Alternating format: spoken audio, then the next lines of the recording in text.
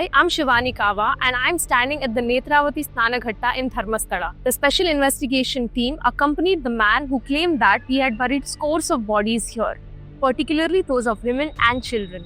The SIT is conducting a spot merger here.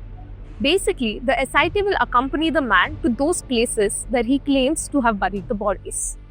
The formal exhumation process will only begin after SIT secures permissions from Revenue Department, Forest Department, Magistrate and Executive Magistrate.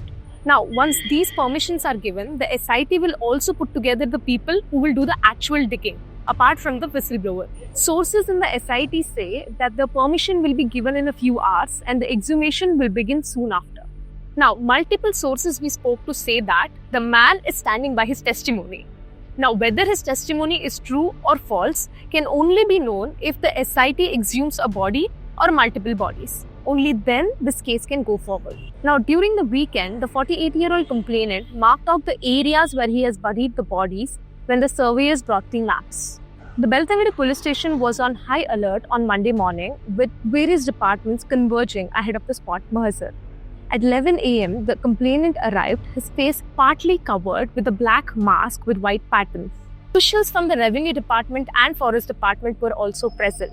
The whistleblower spent some time inside the police station before the SIT escorted him to Netravati Snanaghatta. Sources in the SIT say that they will dig up as many places as possible.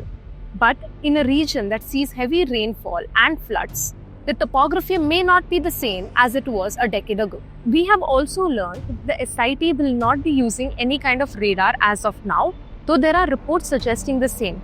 It will be brought in at a later point in time if needed. Over the last few days, there have been several media reports about the unsolved murders in Dharmasthala and the case of a missing student, Ananya Bhatt. However, the SIT will not be looking into any of this. Their only mandate is to understand if this man is saying the truth or not. Any future action of the SIT will depend on what happens during the exhumation. At the News Minute, we have been continuously covering the Dharmasthala mass burial case, and I will be on the ground reporting.